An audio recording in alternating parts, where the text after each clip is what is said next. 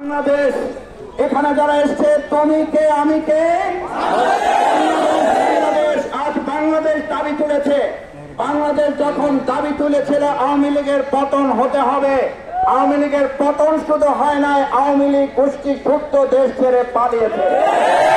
সেই পালানোর ধারাবাহিকতায় গতকালকে এবং তার আগের দিন পালানোর ধারাবাহিকতা তারা অব্যাহত রেখেছে। আমরা অত্যন্ত বিস্ময়ের সাথে লক্ষ্য করছি এই পালানোর সাথে তারা অংশ সহযোগিতা করছে।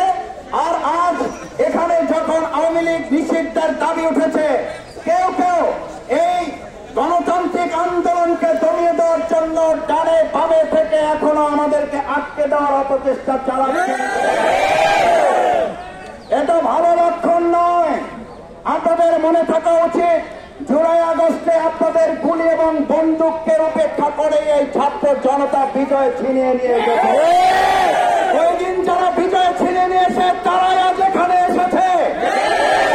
ছিনিয়ে না নিয়ে এখান থেকে দেশের জনগণ ফিরে যাবে না, যাবে না।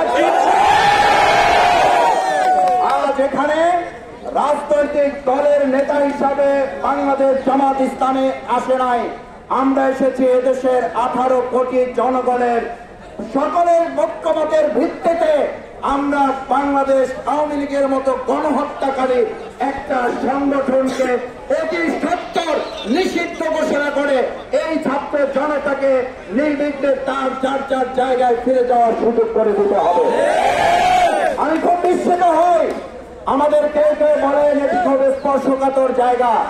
আমি আমার ভাই বোনদের কাছে জিজ্ঞেস করতে চাই, এই যমুনার জায়গাটি যেমন এসব স্পর্শকাতর, আমাদের বাংলাদেশের প্রত্যেকটি নাগরিককে স্পর্শকাতর স্বাভাবিক জীবন।